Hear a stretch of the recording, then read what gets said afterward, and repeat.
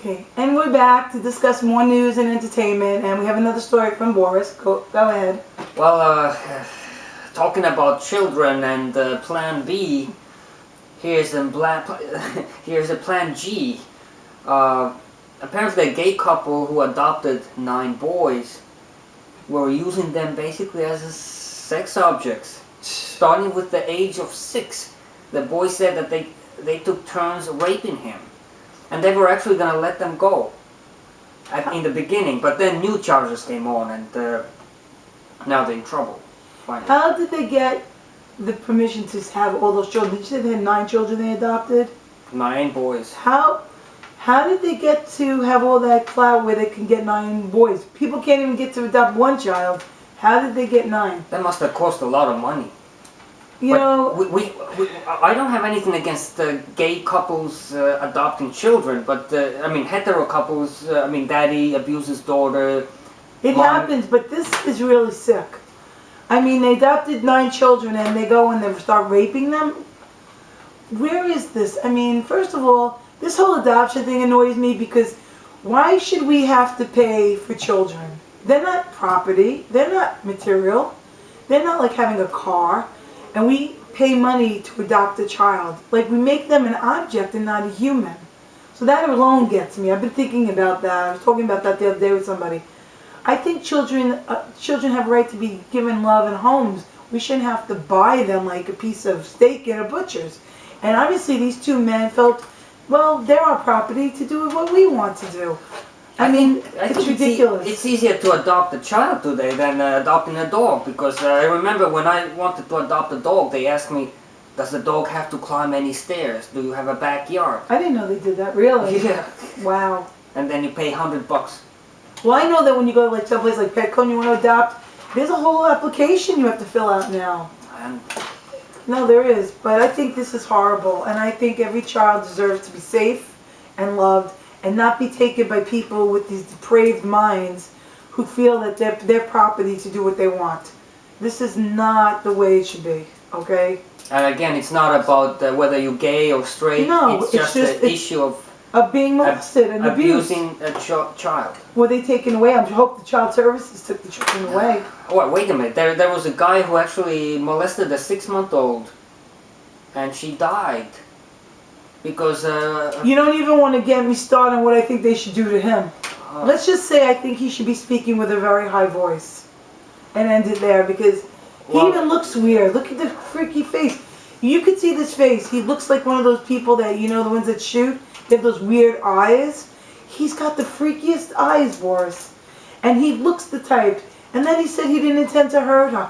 He sexually molested a 6-month-old baby. He had 12 beers. That's why he doesn't remember. Yeah, he had 12 beers. So what do you think she was? He thought that was his girlfriend? A 6-month-old baby. That is just sick, depraved, sick. But then our high school children need free condoms. Our 10-year-old girls need Plan B. And then this guy has beer and thinks a 6-month-old is a grown woman that he's been living with. And sex dolls in every Toys R Us. And couples can adopt children and just use them as sex slaves. You know, children need to be protected, okay? We need to protect the children. We're so busy trying to do this and that and get this and get that that we forget that the children are our future. We need to keep them safe. What do you got? Wow. But you know what? I'm going to do some lighter notes right now, and I'm going to try to move over, but I'm really upset about that whole story. So I want to talk about children and actually something really interesting, a show I watch called Forever Young. So talking about being young and children, it's actually a very cool show. It's on Channel 34 on Cablevision, which is TV land, and it's about these 6 people under the age of 30 and these 6 people over the age of 70, and they live together, and it's like a trial to see how different generations get along. But it's really good. This first episode was off the charts. I mean, really, really good. Do they have crushes and sex on? Not yet, but they actually clash. Like, there are these 2 people that clash. This girl and this older lady, because they were partnered up to do like a scavenger hunt, and she yelled at her because she didn't know how to use a GPS. So anyway, she yelled at her, and Then she goes, I don't need you. She said, and she ends up, the other lady who was there, I think her name is Emily, said, what is really the issue going on with this young girl? And it turned out the girl came out on air that she was gay, and her mom didn't know. So she's been holding it in for 4 years, and she had this hard exterior, and it was just like a good show, because the older people were like, God bless you, you're not a bad person, be who you are, be free, and like these young kids actually said, wow, they're really cool, because who would think that people 70s and 80 could think so open-mindedly. So I think they're starting to warm up to each other. They even had a scene where they played like this drink show where they had to throw a ping pong ball and drinks, and if you missed, you had a drink. And they were all getting drunk, all of them. So it was a cute show, it really was. And also, before you start, I know you want to talk about things, but I have to say, happy anniversary to General Hospital. For those of you who watch soaps, I did many, many years ago love this show. They turned 50. 50 years is amazing. So I wish them another 50 years of wonderful stories. Wait a minute, they still on? Yes. They're like one of the few that is still actually on TV. So, and what about the same actors still? A lot of the same actors. Yet Luke's still on there. Laura's back. 50 years. Well, they weren't there way at the beginning, but the best storyline for me was the 1978, 1980, Luke and Laura's stories. Oh my God, it was so good. Rick Springfield. Oh, it was great.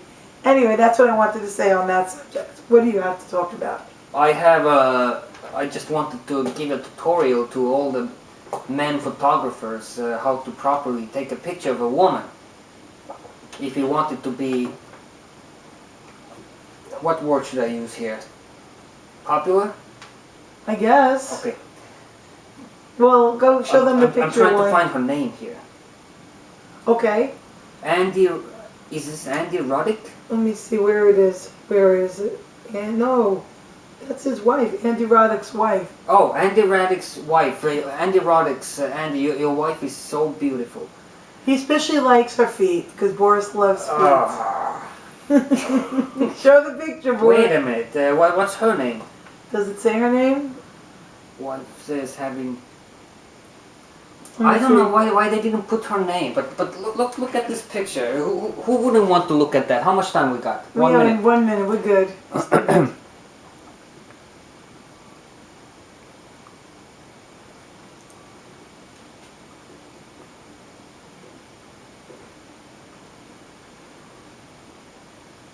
I think that's I think that's enough. I think Boris has enough. But anyway, he really likes this picture. Not as much as Jessica Alba. No. Because she's now his girl. No, I like Jessica Alba too, but Jessica Alba is kind of small compared to this, so... So see, Boris doesn't discriminate. No, they both keepers. I'm keeping this one. Talking about keepers and losers and not keeping, I watched Dancing with the Stars, and I sadly have to say that Winona, Judd, and Tony were eliminated this week.